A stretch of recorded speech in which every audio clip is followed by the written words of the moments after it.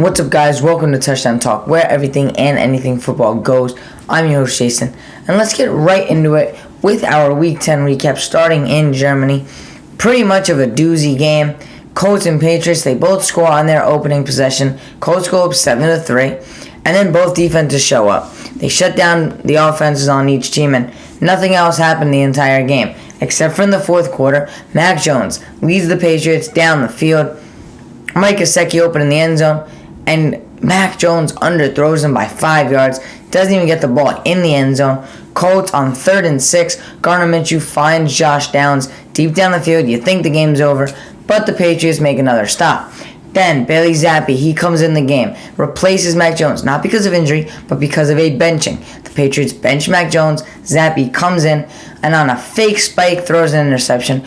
Don't know why you're calling a fake spike with Bailey Zappi in the game after he's been sitting on the bench for weeks, but they call it. They throw a pick. They lose 10-6 in Germany. Patriots have a lot to discuss this week on their bye and see if they could get something figured out by next week, because right now, who would have thought the Patriots would be a top 5 pick in the draft?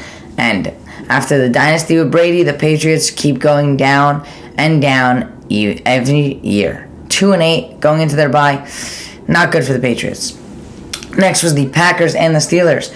Two of the most known franchises in the NFL show up at Pittsburgh. The Steelers go down the field early. They get a touchdown. Najee Harris gets it in. And then it was kind of a defensive game from there. The Steelers hold the Packers. Packers hold the Steelers. Jordan Love gets the Packers down the field late in the game. He throws a pick. Pittsburgh, they get the win 23-19. Pittsburgh 6-3 right now. Man, are they firing, and the Steelers have a chance here at making a run here. Don't know if they're going to be able to beat a big contender in the AFC, but Pittsburgh looks like they're going to be one of those playoff teams this year. Next was the Saints and the Vikings, and the Joshua Dobbs season continues. The Vikings get the win 27-19. Joshua Dobbs finding Jordan Addison, finding TJ Hawkinson early on. Addison, 69 yards, quick and early in the game. He ended with 79. TJ Hawkinson over 100 in the first half. He was going off. The Saints held them to a field goal early, and then Derek Carr goes down with a huge injury. He did not look good coming off that field. Jameis Winston comes in on his first drive, drives right down the field. Chris Olave finds none other than Chris Olave for the touchdown. Saints get in the end zone, but the Vikings go down the field right as well. But there's a big play. They get a touchdown. It comes back due to holding, and they are forced to punt because of the position they were in on the field. Chandler, the running back, comes in for Alexander Madison. He leads the team down the field. He gets in the end zone. The Saints come back in the second half, led by Jameis Winston. But what does Jameis Winston do other than throw touchdowns? Throw interceptions. He throws one. The Vikings pick him off to seal the win, and the Vikings continue their win streak, 2-0 now with Josh Dobbs, 5 straight for the Vikings. Next was the battle of two high contenders in the AFC. One with who could be the best rookie quarterback we've ever seen in C.J. Stroud. He leads the Texans up early. They led majority of the game. They were up majority of the game. But in that second half, Joe Burrow does what he does, and he comes back in the second half. Stroud throws an interception, his second of the year. He also had 2 fumbles, 3 turnovers in this game for Stroud, and that allowed the Bengals to come back. It opened the door. The Bengals went down the field. They got a touchdown. They get a field goal. They tie the game late. Now they have another chance, down 3.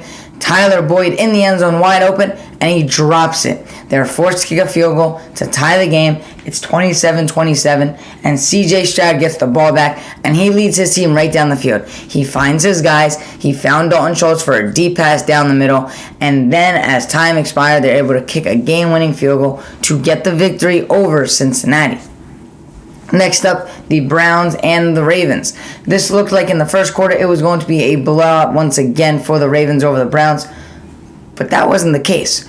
Early on, Deshaun Watson throws a pick to Kyle Hamilton. The Baltimore Ravens look like they are running away with the game. Cleveland, to start the fourth quarter, they muff a punt. Baltimore gets the ball. They make it a 31-17 game, but it's not over yet. Deshaun Watson is back. Deshaun Watson might be all the way back, as it looks like he might be back to his old form of Deshaun Watson in the Texans uniform.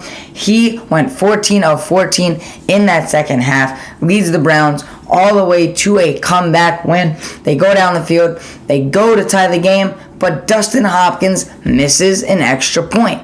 Now the Ravens are up 31-30. Browns stop the Ravens yet again. They get the ball back. Deshaun Watson leads the team down the field, breaks a tackle, gets out of a sack, runs for 13 yards down the field, picks up a first down, and with the game on the line, Dustin Hopkins trouts out there, and he puts it through the uprights. He gets a game-winning field goal, and the Browns get the win over the Ravens in a huge comeback form. Titans and the Bucks. Will Levis, after a huge week last week, now comes back down to earth. Only 6 points for the Titans. They can't get in the end zone. The Buccaneers do find the end zone. Late in the game, the Titans get the ball back. They go down the field, have a touchdown, but they weren't able to get it, and they have to settle for a field goal. They go down. The Bucks seal off the game and get the win, 22-6, with a late touchdown to Mike Evans. Next was the biggest blowout of the week, and that's the Niners and the Jaguars. I did not see this coming. I thought the Jags were going to be able to get the upset, but Trent Williams came back. Deebo Samuel came back. They trotted out of the tunnel with the boombox. They make a statement, 34-3. Everything went right for the Niners. Nothing went right for the Jaguars. 2 interceptions for Trevor Lawrence. Nick Bosa, Chase Young dominating in the backfield, getting sacks on both ends. McCaffrey leads the team down the field, but he couldn't get in the end zone. Brandon Ayuk scored. George Kittle scored on a deep 66-yard touchdown.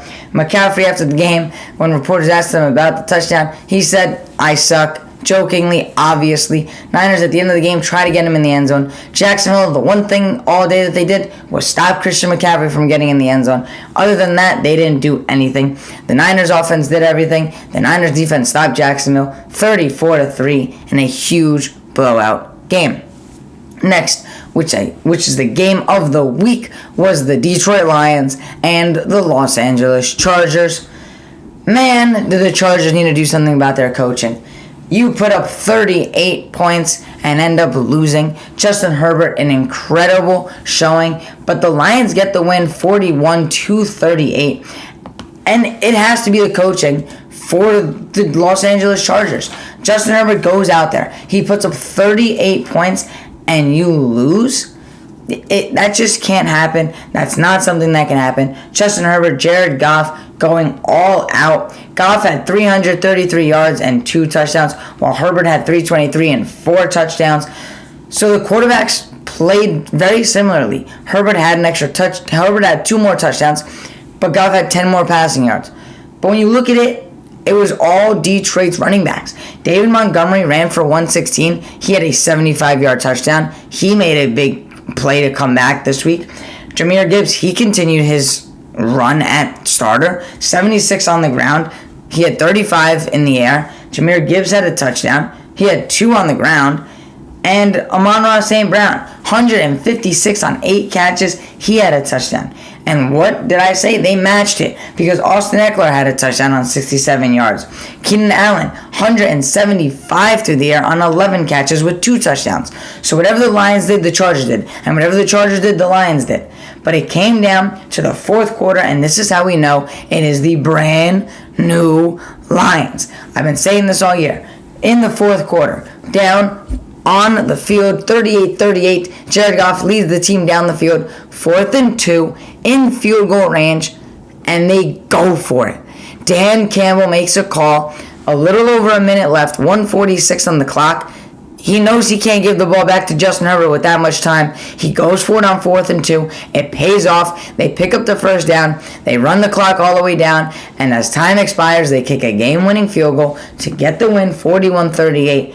What a phenomenal game between the Lions and the Chargers. Historic 41-38. They had a great offense, both sides. Don't know where the defense was, but the offense is unloaded in this game, and it was a fun one to watch.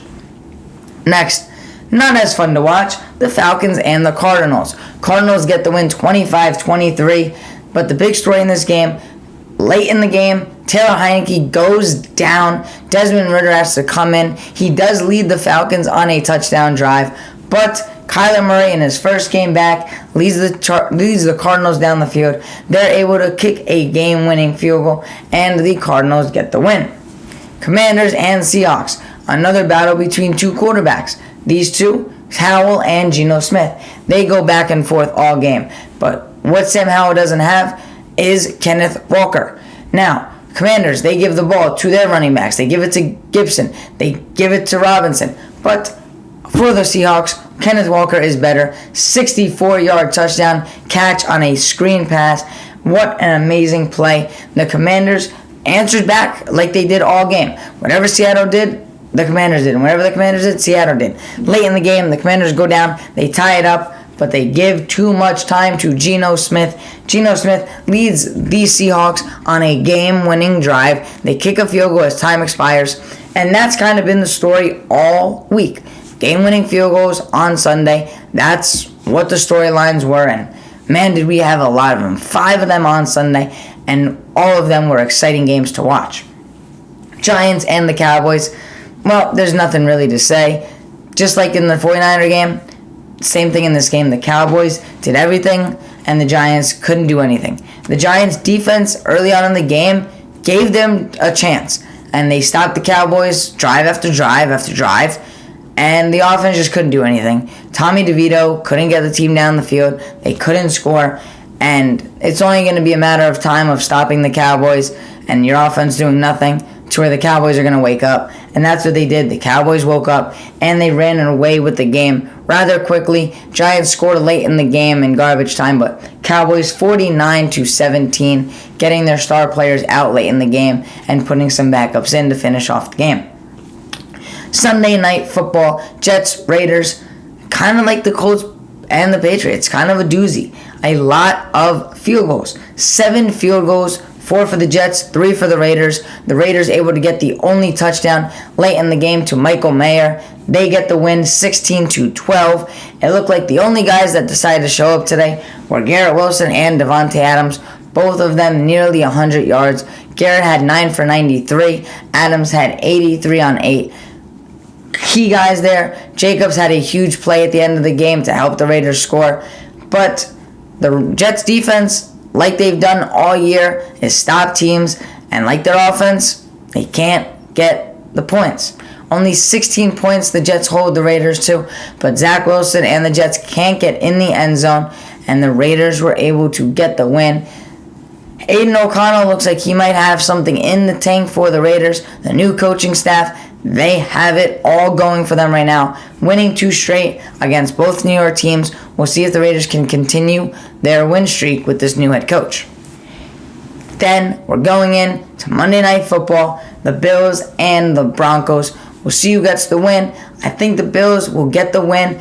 Don't know what kind of Josh Allen we're getting tonight, but I'm going to take the Buffalo Bills over the Broncos. I think they have enough. I think Stephon Diggs can get it. I think the Broncos have too much drama going on right now. But I'm going to hope that Josh Allen, that we all know, shows up and not this recent kind of shaky Josh Allen. So if Josh Allen shows up in old Josh Allen form, the Bills are going to get a huge win over the Broncos, and I think that's what happens. As always, if you enjoyed the video, drop a like. Go check out the YouTube later tonight. I will be recapping halftime and after the game.